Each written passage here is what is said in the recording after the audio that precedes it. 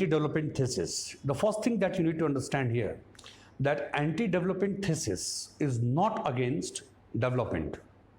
It is not against development, it is against the idea of developing a model of development without any organic connectedness. Or in simple words, anti-development thesis is against the idea of developing a model of development or manufacturing a model of development and imposing the same from above on any country without appreciating the peculiarities of situations, circumstances and conditions there.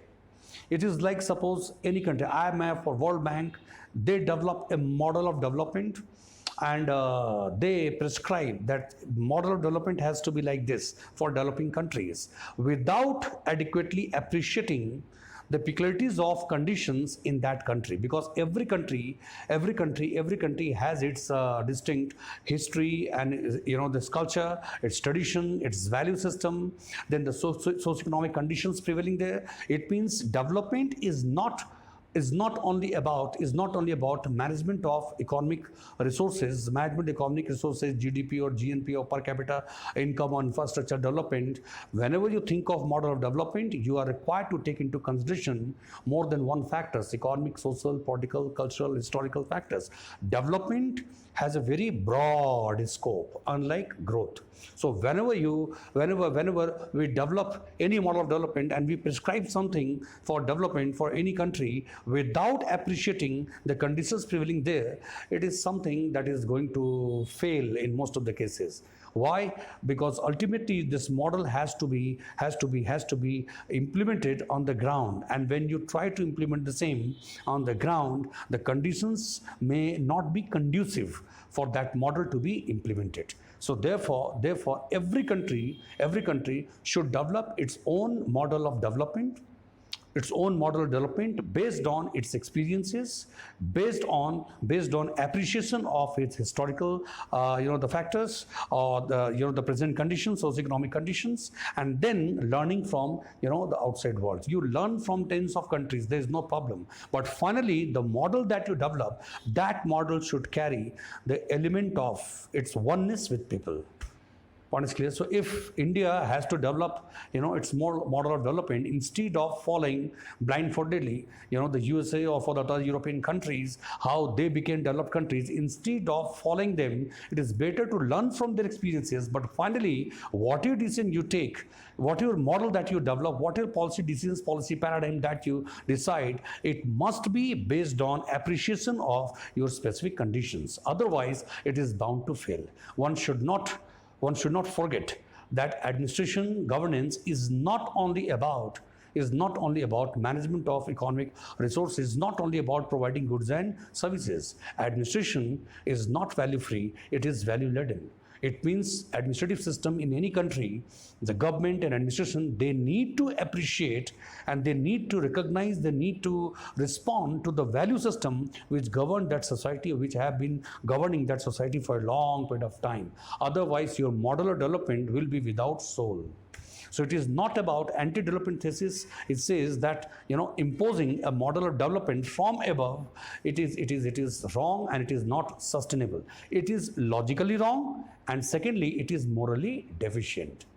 On the basis of my personal experience, individual experience, I decide certain things, what is right and what is wrong, and I impose my principles, my values on you. I impose on you my private code of morals, which I have developed on the basis of my individual experience. Don't you think that it is a kind of violence? Because I can share with you my ideas, my experience, but there is no question of imposing my principles, because you have your own experience, and no individual can claim that his experience is the ultimate experience. No individual can experience one other things in life, to the extent where everybody can get inspiration from. It is not possible. Subjectivity has its own limitations, be it in the case of individual, group or community or a nation. So therefore anti-development thesis is against the idea of rigidly prescribing the norms of development to any country. without appreciating peculiarities of conditions prevailing there. So every country should take into consideration, the government should take into consideration its history, its tradition, its value system, the prevailing situation and circumstances, then aspirations of society, and then futuristic vision and vision for the future, something. All such factors should be taken into consideration, and then you can learn from the experiences of others. But finally, whatever you develop, it should carry, as I said earlier, it should carry the element of oneness with your people.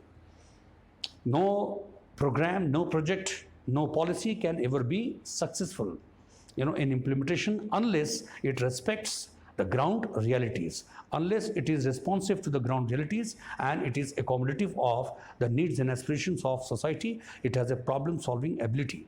So transplantation, from above transplantation is not a good idea. Careful transplantation, you examine, you go for the comparative study, and then you decide to what extent foreign ideas can be applied here, and then you decide your own model. It is not like, administrative tools or technology or anything. You just import and you impose on your country, and it will give you, the good results. It is not necessary. It will always remain doubtful.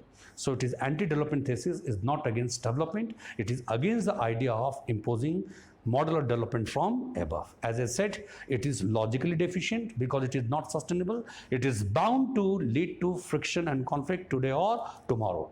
What is not in sync with the aspirations or the value system of the society will lead to friction. And it is morally deficient because how can you consider yourself, something that you impose from above your own experience over this? So it is morally deficient. One can support, a country may support other country, one community may support and exist other community, but you cannot supplant their originality by your own thoughts and ideas. A good friend of yours will not destroy you, will not impose himself on you. A good friend of yours will always look for your freedom and your liberty, will always look for the expression of your inner potential. Your originality, your distinct identity should find expression because every person is unique. That's why every country is unique, every society is unique. That uniqueness has to be explored.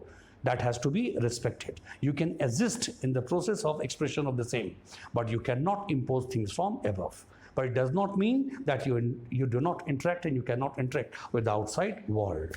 You interact with all of them, but you should decide to what extent their ideas will be applicable to your society and country.